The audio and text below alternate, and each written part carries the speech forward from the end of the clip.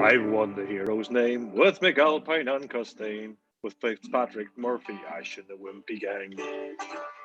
I've been off and on the road, on me way to draw the dole, when there's nothing else to do for Johnny Lang. And I used to think that God made the pecs they're picking hard, so Paddy might get to know hell above the ground. I heard the gangers tough tell me tear it all out rough when we're building up and tearing England down. How's that, Steve? Right. Woo! That was great. I think loved it. I think we might change the key for the next time, but we'll go with that. Yeah, well, fucking hell. I want to get some, maybe a maraca, do a bit of Liam Gallagher on it as well. Hello and welcome, guys. This is our first podcast. It's a construction-based podcast where we're going to be talking to construction professionals, past and present, about their experiences, good projects and bad, and ultimately create a historic reference to the construction industry. Partner in crime in this is Sean. Do you want to give a bit of an intro to yourself? How you doing, Steve? Well, I shouldn't say how you doing. We've been on for the last 5 minutes trying to set this thing up. I'm Sean Davidson, known as the Paddy in this podcast. Been working in construction for, we'll just say plus 25 years at this point. In a lot of the hot countries around the world and some of the cold ones as well, but we'll get more into that as we delve into getting to know each other.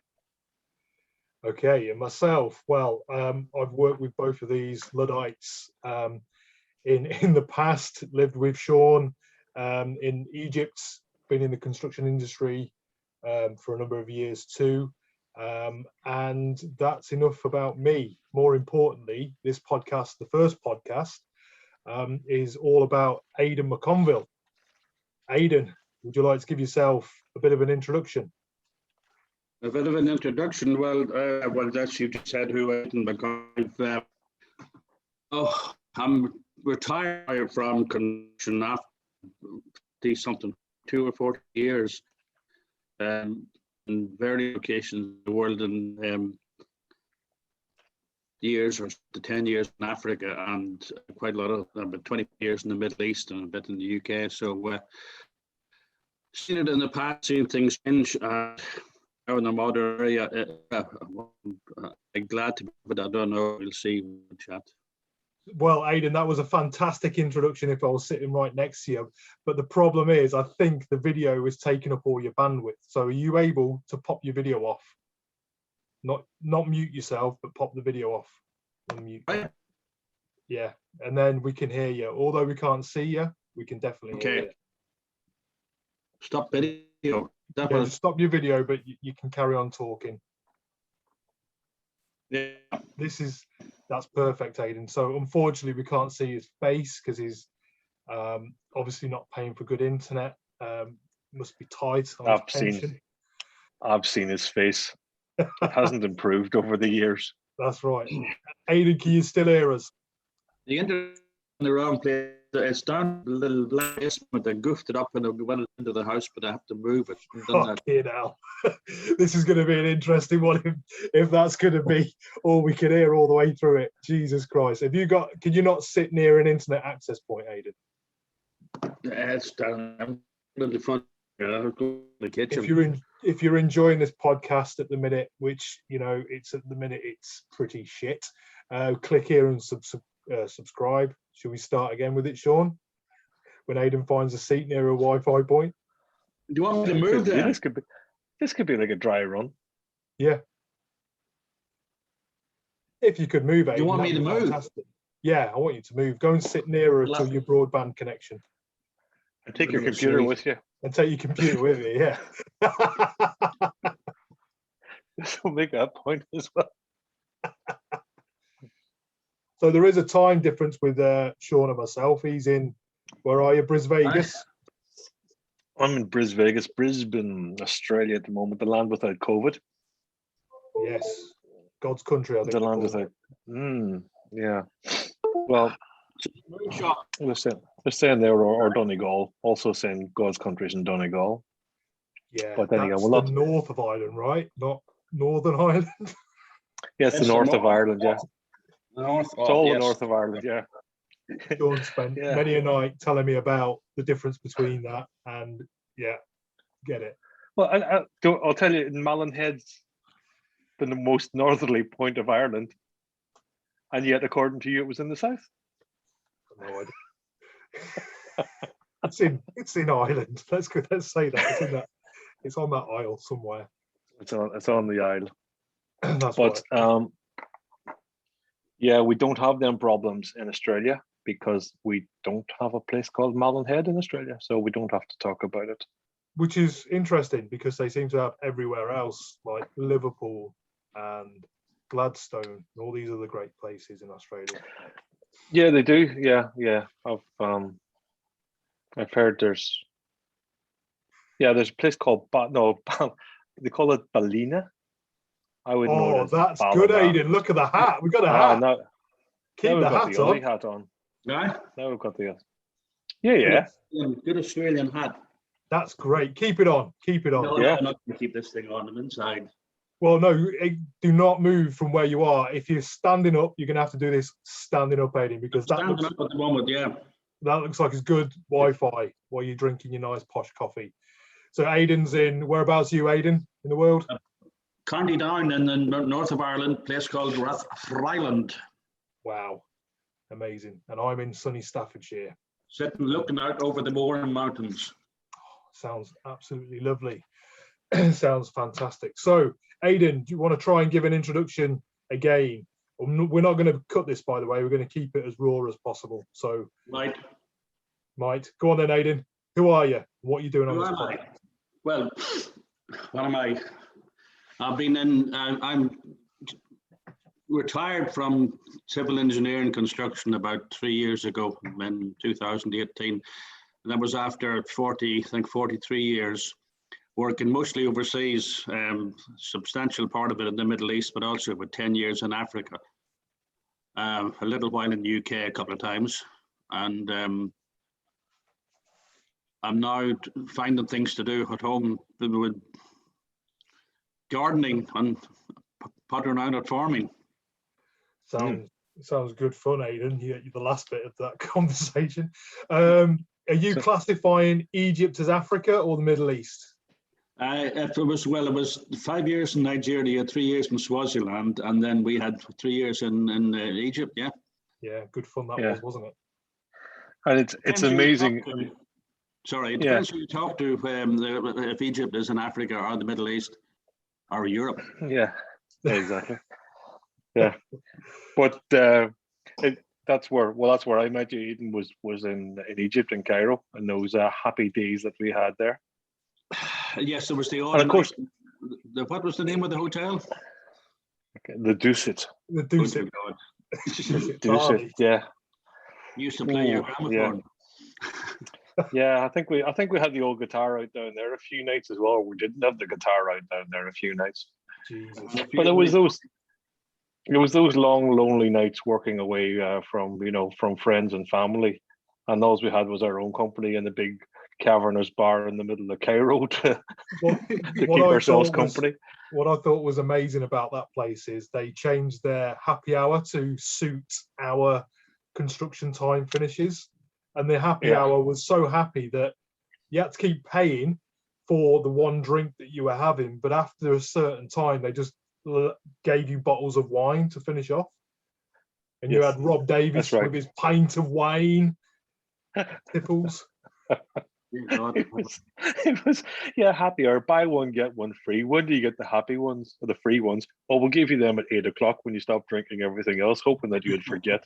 Of course, I think they met our fill with us guys. Yeah. Jesus. Yeah. Rolling out of that bar as you walk into the lobby into a Thai curry house to have some food, and then back into that other random bar, that blue bar, was it, or something? The blue bar, yeah. Christ. It was, and it was good curries. It was good curries, and it was but at least it wasn't every night of the week. We were. I think we had Sundays responsibly. Off.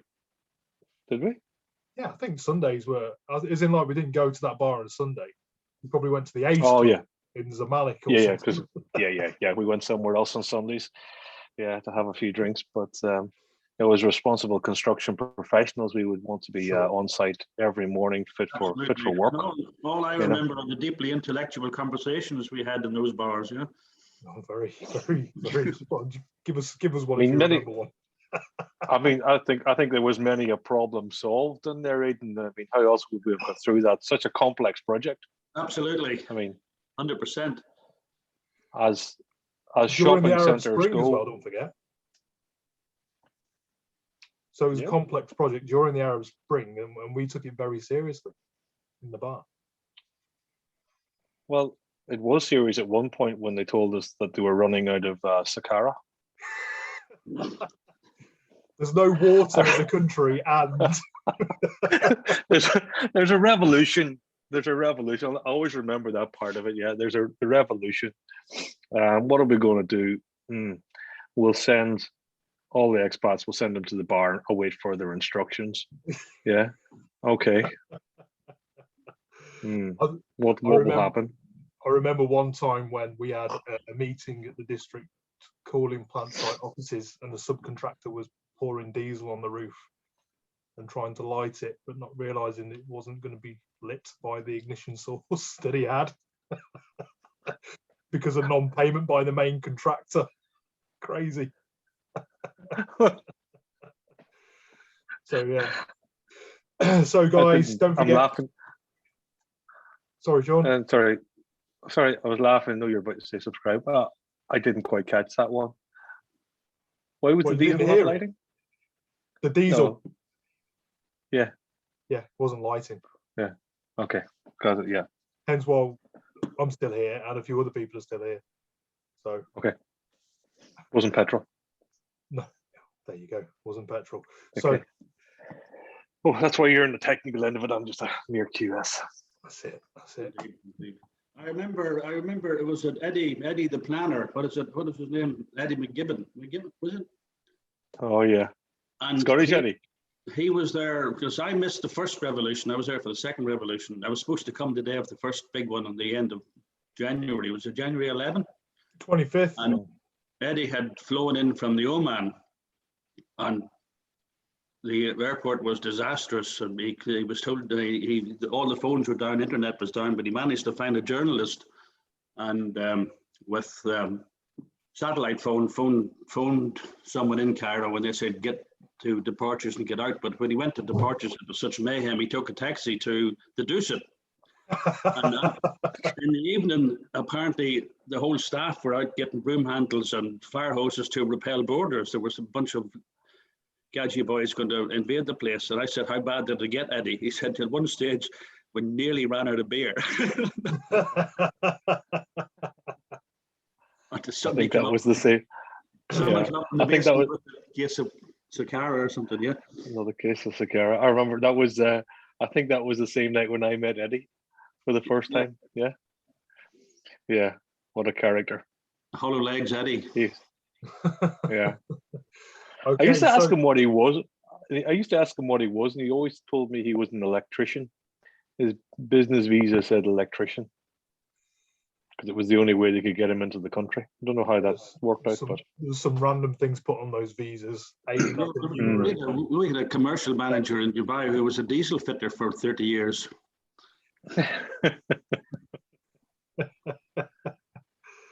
Was that guy traveling on a business class flights daily, basically?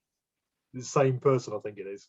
No, this was another lad. No, lad, he wasn't open. He only briefly came to Cairo at the very end. Right. No, I'm thinking of someone who used to. Yeah, I think it is the same person. He had a very nice Emirates card, like a black card or something. That's not even advertised. Where you get. Oh, that's somebody else. Yes. Get driven to the over the tarmac in a Land Rover or Range Rover and meet the pilot. That is Joe Biden or someone. Yeah, that's it. Oh, good times. So Aidan, we'll need to get him on. We'll need to get him on. We'll get him on. He will get him on. He actually lives up the road from here, so we should get him on. We'll probably go and camp at his house to get him on. And we've done really well by only mentioning one name so far, so that's good.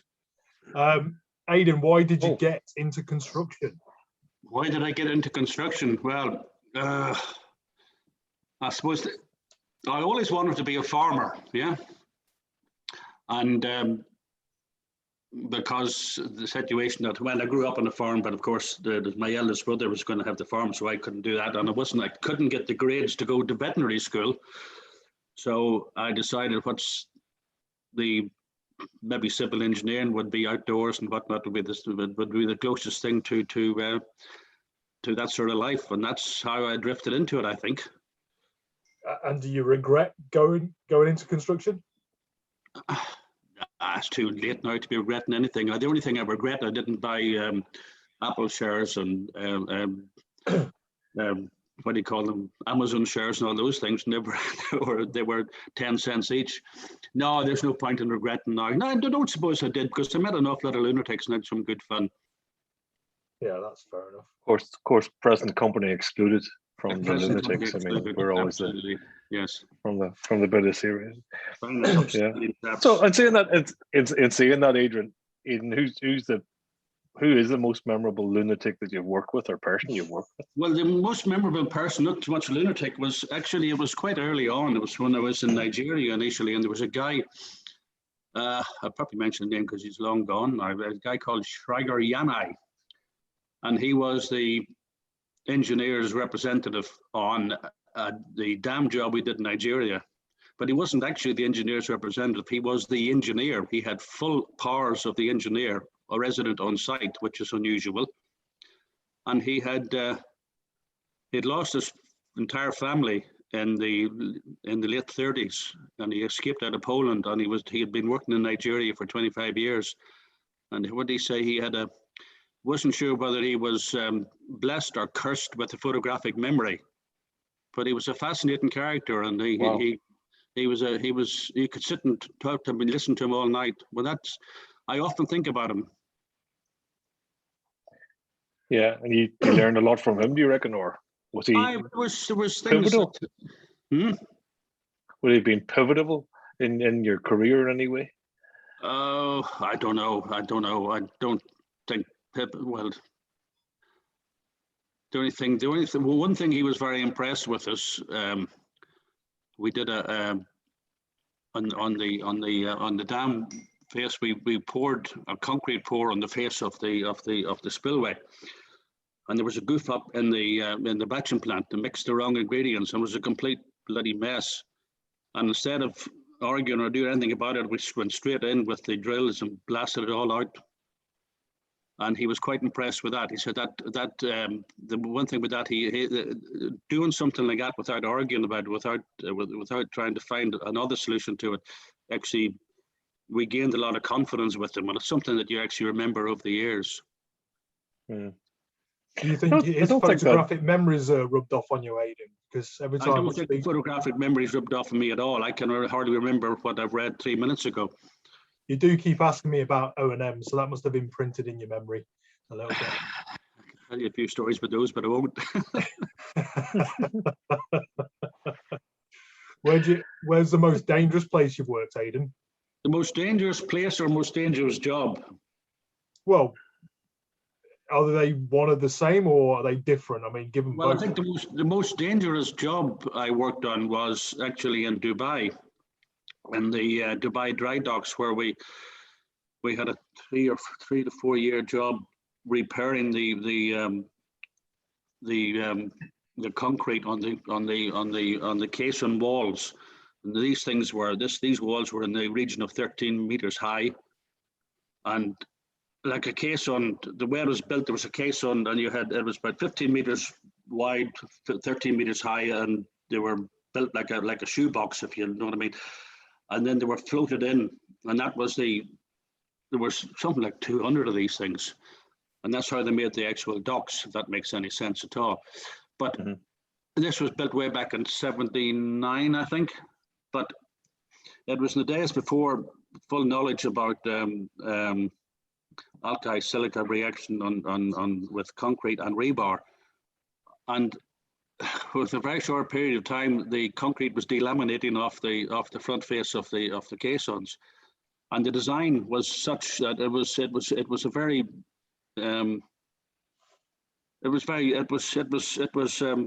there wasn't much meat in the design, or there wasn't much redundancy in the design, so the danger was collapse.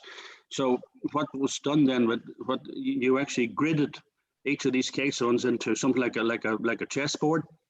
You had maybe 50 or 60 squares on each, or rectangles on each one, and then you had to blast the concrete out of these in a pattern over about 9 visits.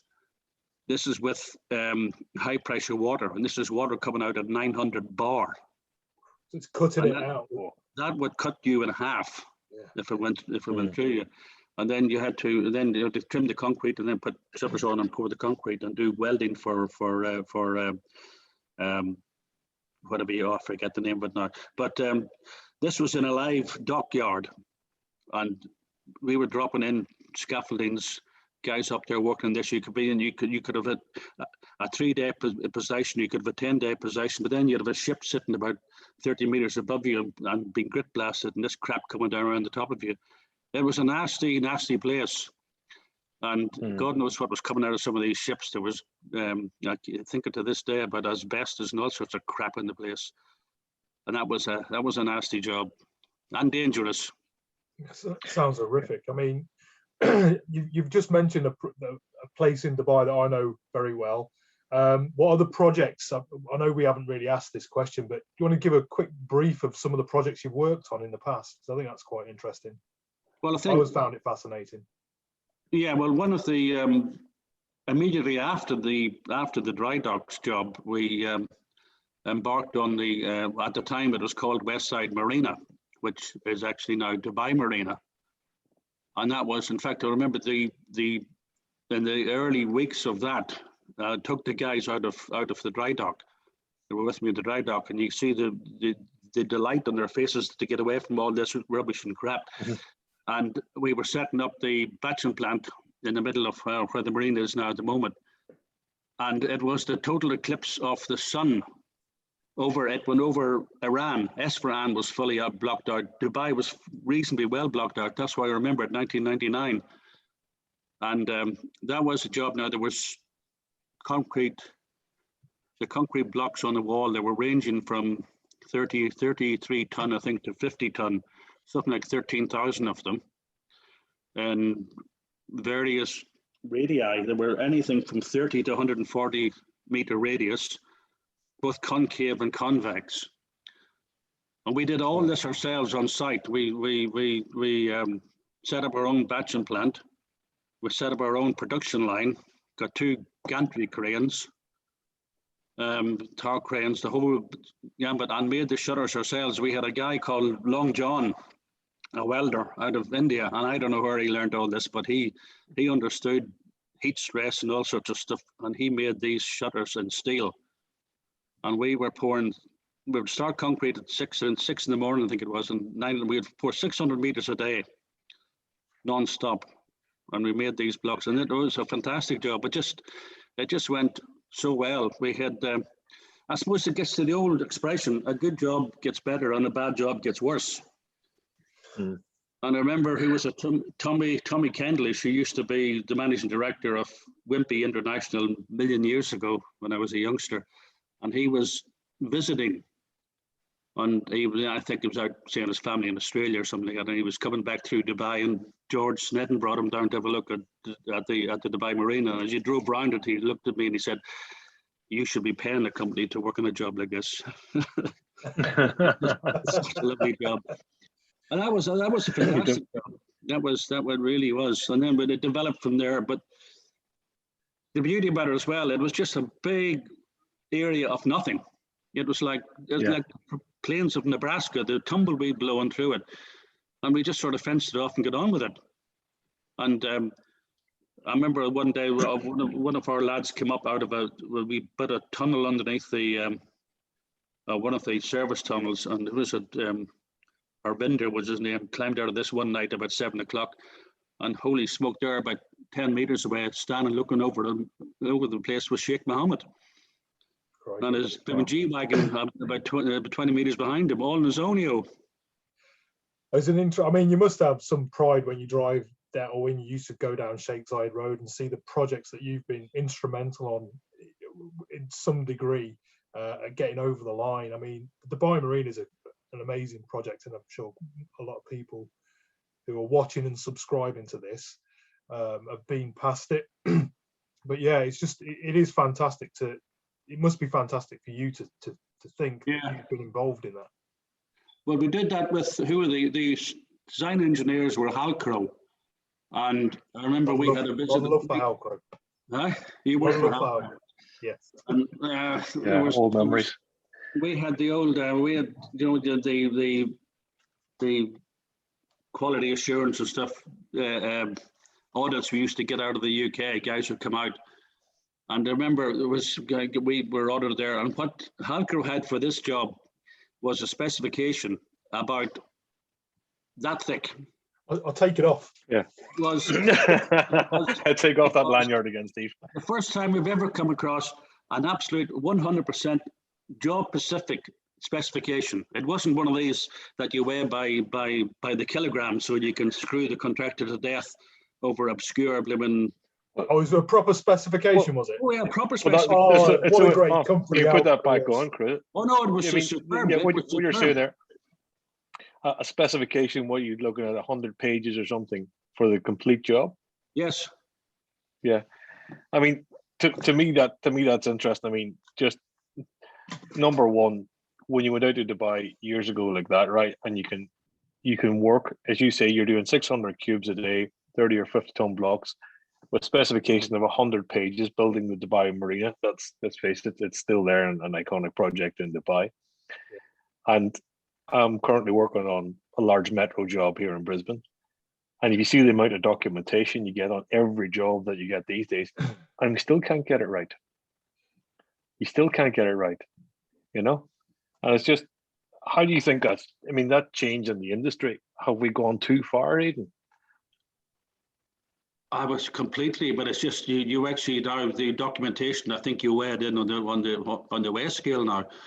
It's just, and then of course you get to the situation where you can get supervising engineers or clients who think it's their job to write clever contractual letters or try and trip you up and all sorts of things. And if you've got a specification which is 3 volumes big, any fool can stop your work or find reasons to which results in delay. I think the specs that I'm seeing now in my role, they're usually copy and pasted from other places. Yes, you'll find it because you can see the names of the other places in the specs. Yeah, whereas what you would have had is something that's very project specific that took time in writing it. But do you think the art's going out of that as well? Yeah, I mean, when there was a project, you'd spend a bit of time when there was time, I'd say, to set up project, because not everything was fast tracked. Yeah, or there was a tolerance, like you say, your guy Long John that you had the welder, yeah, on site making up the forms, doing the temporary works because he could understand it at the time. Try and get the temporary works package through any consultant these days, yeah. It's getting beyond a joke, yeah. And the concrete pours I see these days, you can't seem to get concrete in because there's everything I look at, there's too much rebar, and yeah. And yet concrete's getting better, designs are getting better, but the criteria that we're designed is getting better. And saying that as well, I suppose what we are designing these days is more cutting edge than it's ever been. Yeah, there's another way of looking at it. Well, I don't know, is it?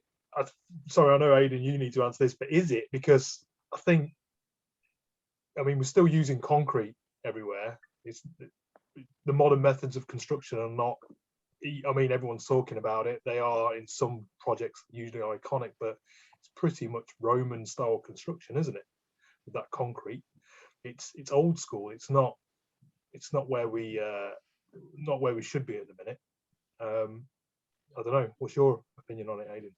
Well, I think what Sean was saying there about the amount of reinforcement, for example, in concrete is unbelievable. That's one thing I've noticed.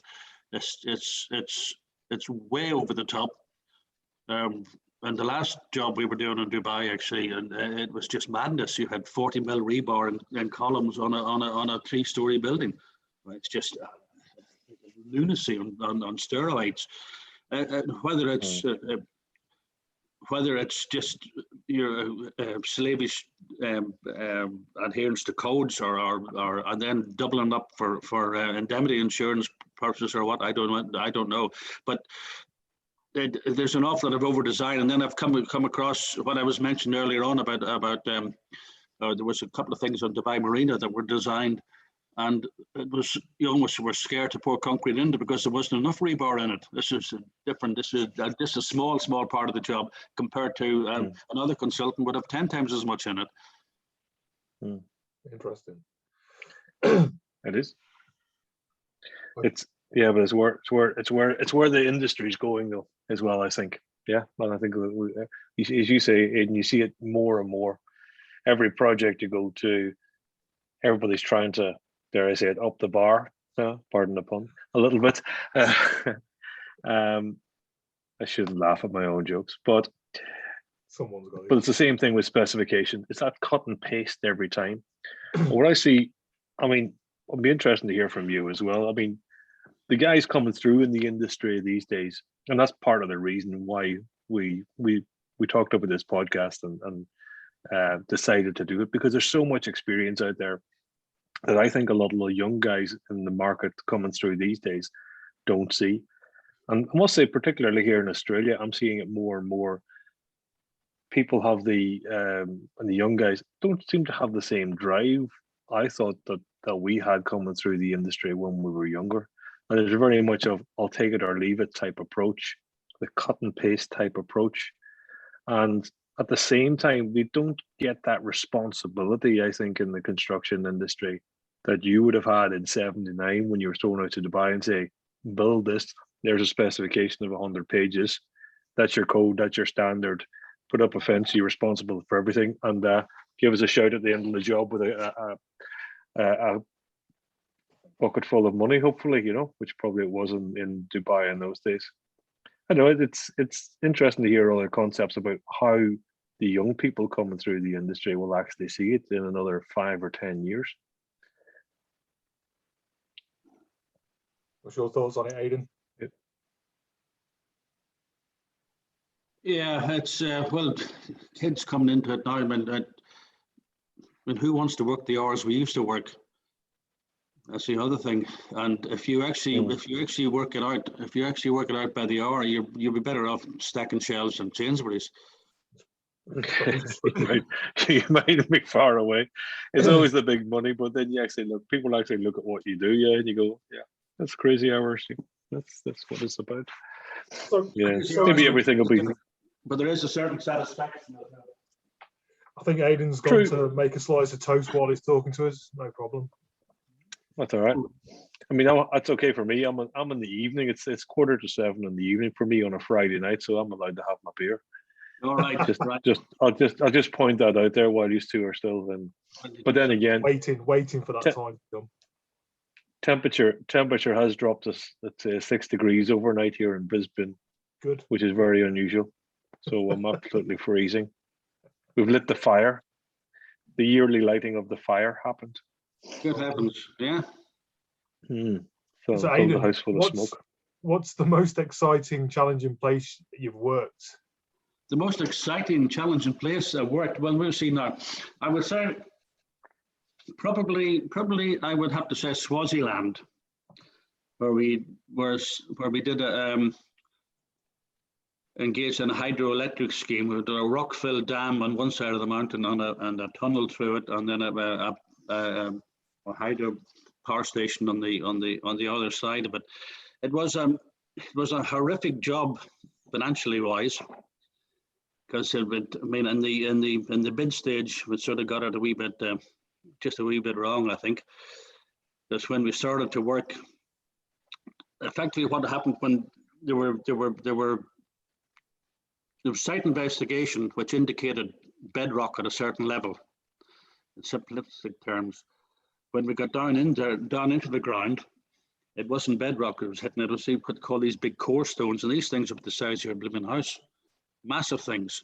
So the bedrock was a lot further down, and so the whole job got out of hand. It got they were saying that I think said that the designers goofed up by not doing the proper site investigation. They had turned around and said we're a bunch of idiots who don't know what we're doing and all this sort of shit. So it just went, as I said, a bad job gets worse, and it just went from bad to worse. Relationships between us and the engineer was dreadful, and it was just the whole time just sniping all the way through it. But it wasn't a pleasant job, but it was a challenging job. But the upside of it was in Swaziland. Not so much the first year. Well, I came after the job been going for a year, something like that. So I was there for the last 2 years. In fact, I was the last man standing on the job in 1985, I think it was. But we were 2 hours from Kruger Park. So when things settled down, it was into basically the back end of the job and the snagging and all that business. We could get the kids into the car and head to Kruger Park for the weekend. And you get a call around Davils and the barbecue and all this sort of business, and it was cost about 4 and 6 months a weekend for the Rondavel. You could drive down into the Drakensberg and the Tal. You could go up to Blythe River Canyon up in the Transvaal. You could we did a couple of times, drove down to Cape Town. So that was and I mean, driving through South Africa, it's amazing, absolutely amazing. So at the best of times and the worst of times. Plus, we had the most spectacular thunderstorms I've ever witnessed. And you could be sitting at night time, and and I joke not, you could actually sit and read the newspaper with the lightning strikes. Fantastic. I mean, there's some fantastic numbers there. I mean, you probably wouldn't have got all that on a farm, would you, Aidan, to be fair? Yeah, and we had, what else we did have on the, if it had come a year earlier, it would have been a different story. But we had this cyclone came through called Cyclone Des Moines. What was that, January 84, I guess? And funny enough, one of my brothers who was out of Toronto, he was seconded, he's an electrical engineer with Ontario Hydro. He was seconded to ESCOM in Johannesburg. So he and his wife and kids are down for the one weekend in early January in 84. And it started to get a bit cloudy, and he thought, well, do you think it's going to rain? And of course, me being the old African, nah, no problem, not rain. Well, holy smoke, it started to rain, and it rained, and it rained, and it rained. And it wasn't so much desperately heavy, it was just so continuous. And then on Sunday, he decided we better go back, so he left. They left and went back to Johannesburg, and it rained right through to Monday morning. And there was a meter of rain dropped on us over the weekend. And the flood came down. Lucky enough, the dam was finished and held up, and the water went over the spillway. But every bridge in the country, there were trees that were 200 years old, came thundering down the living rivers. An amazing situation. A meter of rain, you wouldn't believe it. Because there was a meter of rain up in Pikes Peak. I had a rain gauge outside the house. I emptied that 3 times, and that was 300 millimeter each time. And it was overflowing each time I emptied it.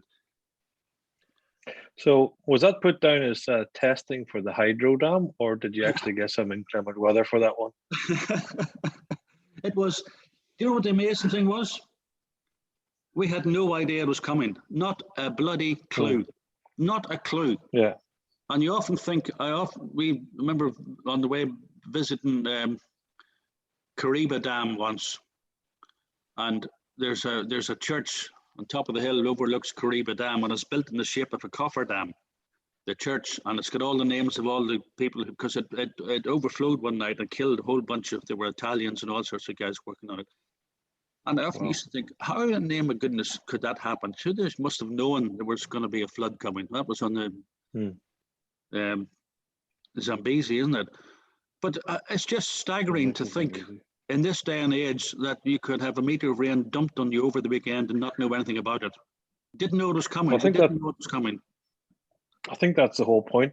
It wasn't exactly this day and age. It was a few years ago now. It's 1984, but my goodness gracious. Exactly. That sounds like a novel. Just going back to sorry, go on, Sean.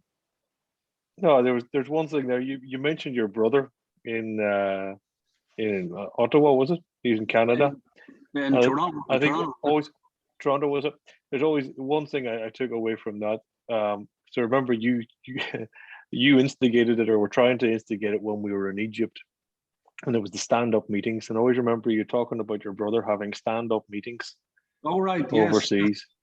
Yeah, because you said it's a waste of time here. It's great in the culture that you have to sit and have coffee, and you'd start a meeting, and everybody would come late, and they would all sit down in the meeting, and you'd sit around the table, and there had to be introductions every time. Then the coffee boy had to come round and take everybody's coffee order, and your day was spent in 2 meetings or 3 meetings. And I always remember that takeaway that you told me. My brother's in Canada. He's introduced stand-up meetings. Everybody stands around the table. There's no coffee, taking all the chairs out of the meeting room, and meetings last 20 minutes maximum now, and it's absolutely fantastic. Yeah, instead of I still do that. Meetings. That's it. I still do that. And the other thing, which you made me, which you reminded me there, Swaziland, because it shows you how small a world it actually is in this construction industry. Because it was only when I met you in Cairo that we discovered with a mutual friend of John Metcalf and That's Bernie. Right. And you were your godfather, weren't you, to their? They were godparents to our Dave, second daughter. That was the other way. Yeah, that's the other way around. Yeah. And so Sean and Bernie were my neighbors, Steve, in Jamaica. They lived beside me in Kingston, Jamaica, when we were doing a project over there.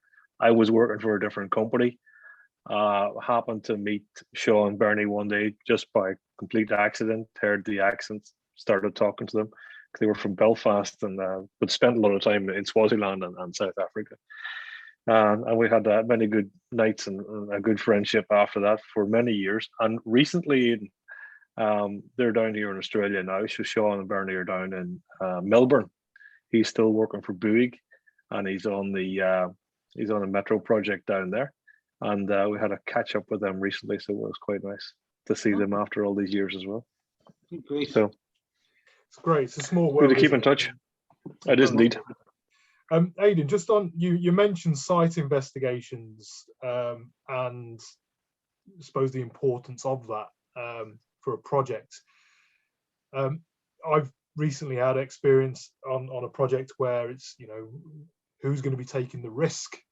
And even though there's many investigations done, the contractor didn't want to take the risk, rightly or wrongly. The client took the risk, and I know companies that we've all worked for in the past have taken the risk, and it's been detrimental. Where do you think that risk should sit, and how do you think it should be handled?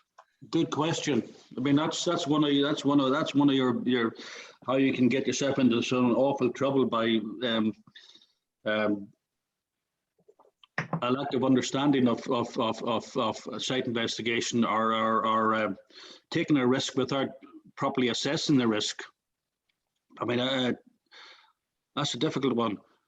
So as an example, we've on one of our current projects, we've had risks around asbestos, and it's a brownfield site, and contractor put in a large amount of money for that risk. We don't believe it should have been that much, so we took the risk, and luckily it's turned out well for us because we had a lot of site investigations to go off.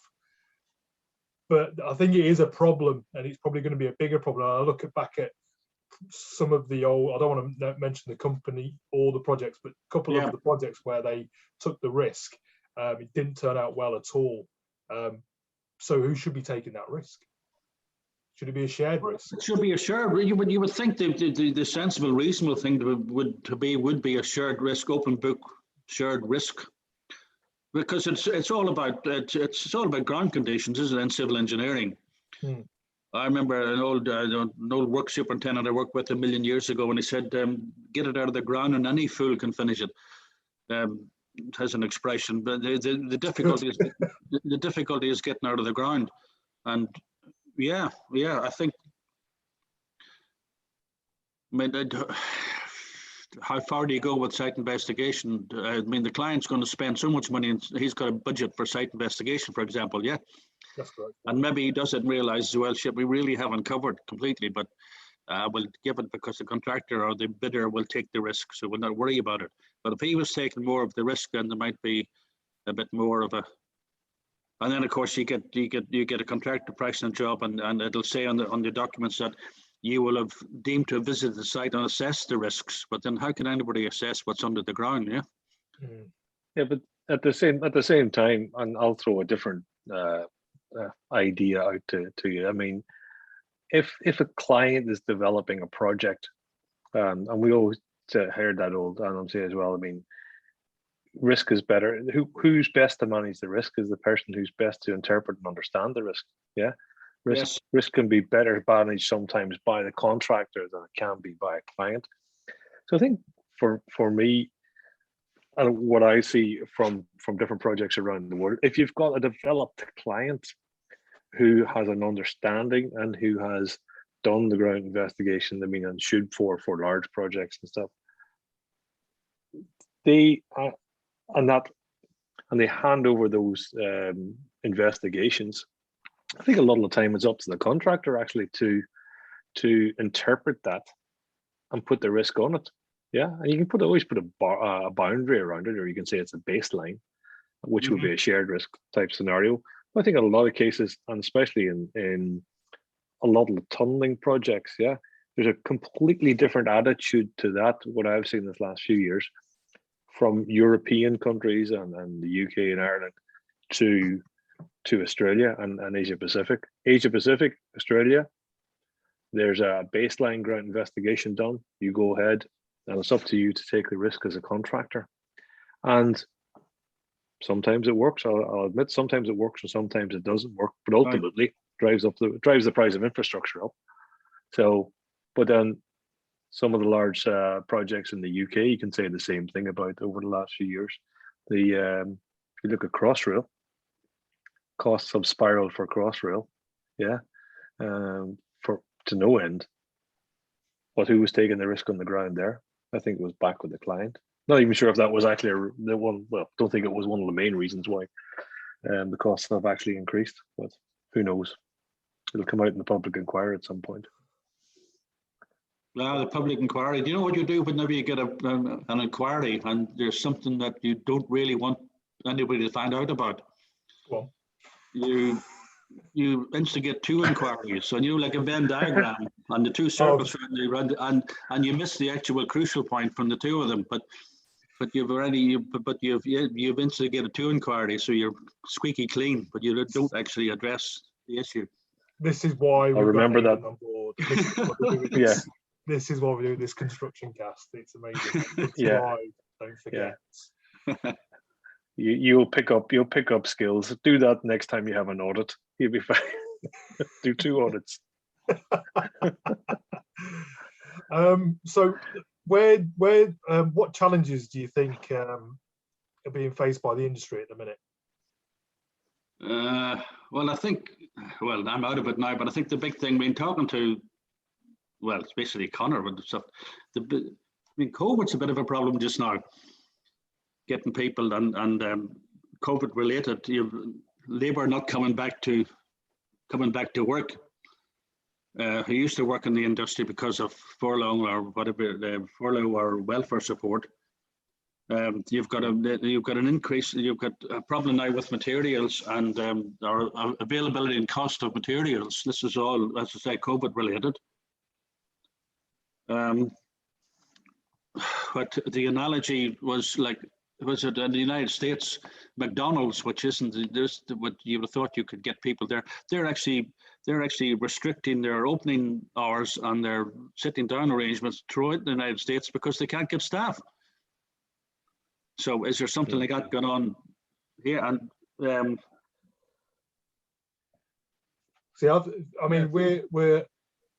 at the minute. I've just briefly touched on modern methods of construction, and there seems to be a big push in the government in the UK, at least, especially with regards to housing, to try and get, I think it was 300,000 houses built a year, and 20% or maybe 25% of that being done through modular.